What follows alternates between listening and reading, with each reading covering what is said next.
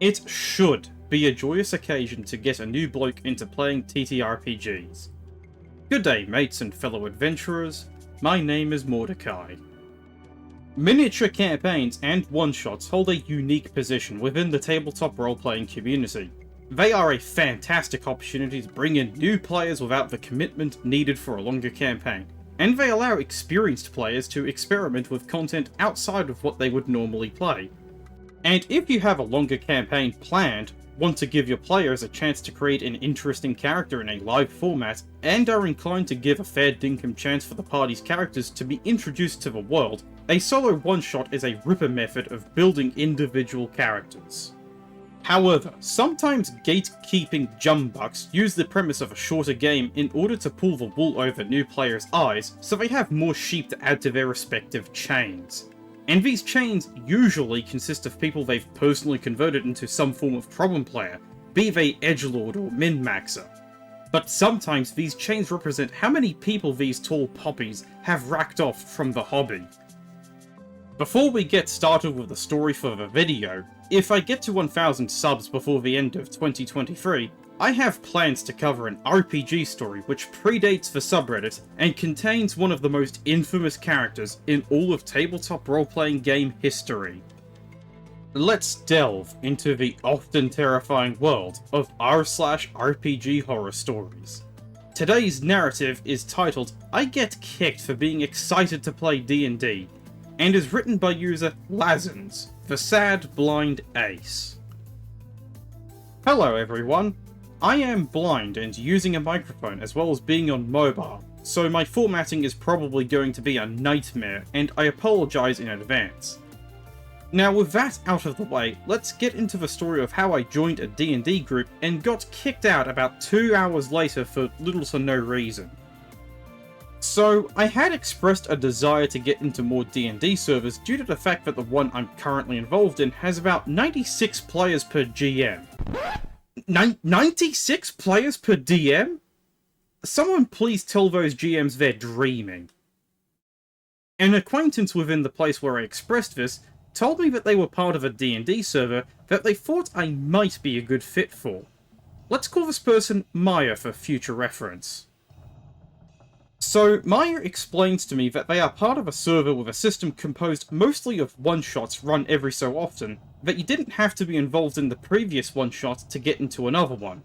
There were other important details, but let's focus on this one as it's the one that becomes important later on.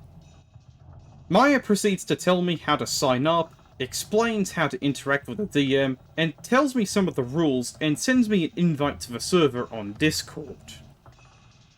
I then join the server, read all of the rules and the code of conduct, which is separate for some reason, and proceed to message the DM asking for clarifications about the system, and send them my characters and do their sign-up sheet thing.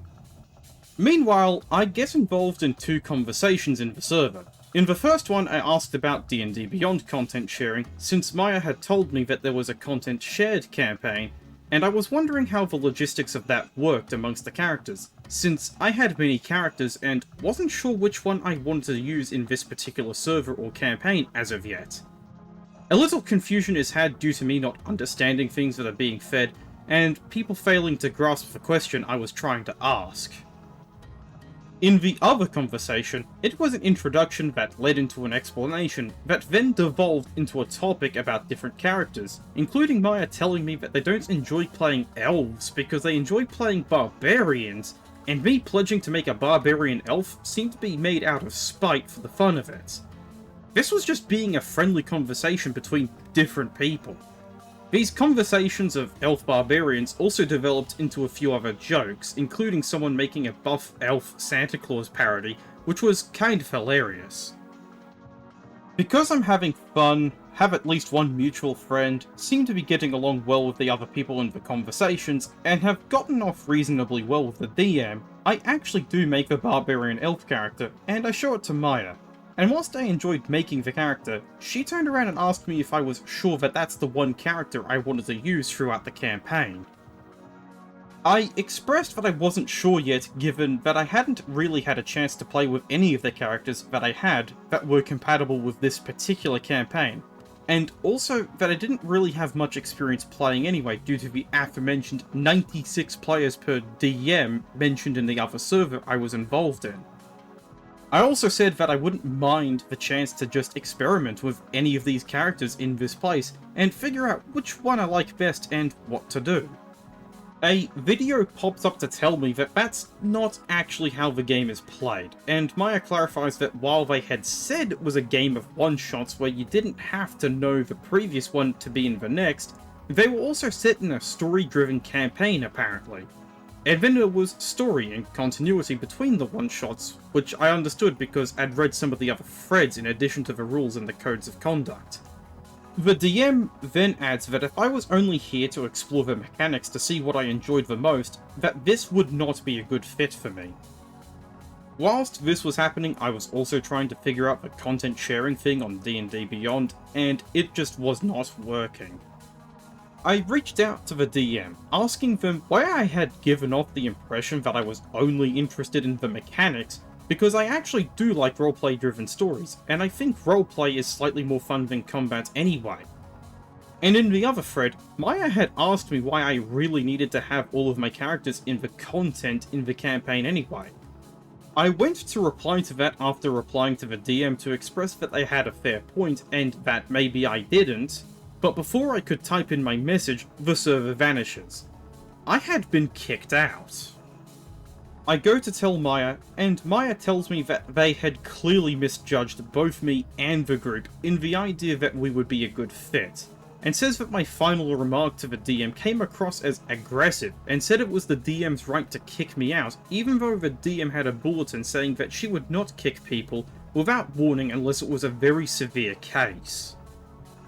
Apparently, my simple interest in the possibility of having more than just one character in a group of loosely connected one-shots was such a flagrant rule violation that I clearly needed to be kicked out immediately rather than having anyone come talk to me about it. In a copy-paste of the conversation between them, Maya had told me that the DM also said that apparently she had gotten at least 6 different members of the group to privately message her with complaints about my behaviour. I'm not sure who those people could be because I don't think I'd even interacted with 6 people, and not sure what their complaints could possibly be because the only things I had done in there were joke with some of the other people and ask questions trying to get someone to explain certain things to me. Darn, if it's not personal. But if it wasn't personal, then you'd think she could just message me about whatever behaviour everyone was disturbed by, given that we already had a nice private message thread going. Who knew that the concept of having more than one character, even as a hypothetical, was so against the rules or the code of conduct given that it wasn't written in either? My bad guess is that I should go back to not being excited about anything I try to get into. Clearly, that's much safer. And that's where the story ends. I do have genuine doubts about the premise of the group's campaign. They describe themselves as having a series of one-shots all in the same world where each one-shot has influence over the world at large, and players are encouraged to keep their current characters and not to experiment. Assuming this isn't a fib, it sounds as though what the group was really after was having a long-form campaign and enabling players to drop in and out. Which is very different from the description given to the poster, meaning that they should not have a problem with one new player swapping their main character in and out. This walkabout also suggests that there is more to the story, such as one of the other group members really disapproving of the Bushmen's sense of humour for some reason. Either that, or the GM lied about people complaining about the poster's behaviour in conjunction with Maya. 6 in one, half a dozen in the other, sadly. The result is still a new player being left out to dry. The problems certainly started with miscommunication, but I suspect there was heaps of deliberate misinterpretation towards the poster. My advice for the poster: don't let these jumbucks pull the wool over your eyes. What you've gone through is a highly sophisticated form of gatekeeping. Instead of the group opting to support you in your efforts to find out what would be fun characters for you to roleplay as, they kicked you out when you mentioned wanting to explore potentially fun mechanics. There is nothing wrong with swapping characters in and out to find out what's fun, so long as you have cleared doing so with the Game Master. I wish you the best of luck with finding the right group in the future, mate. For everyone else, be aware that whilst gatekeeping can be helpful in stopping problem players from wreaking havoc at the table, it can also completely ruin a new player's experience, especially when they are actively trying to communicate what they want out of the game with you. Thank you for watching the video. If you like my content and want to see more or wish to support the channel, please hit the subscribe button and maybe leave the video a like. It's free to do, and every bit of support is highly appreciated. Also, if you wish to leave a comment but can't think of anything to write, let me know you've reached the end of the video by commenting 96 players for each DM. Again, thank you for watching, and I shall see you all next time.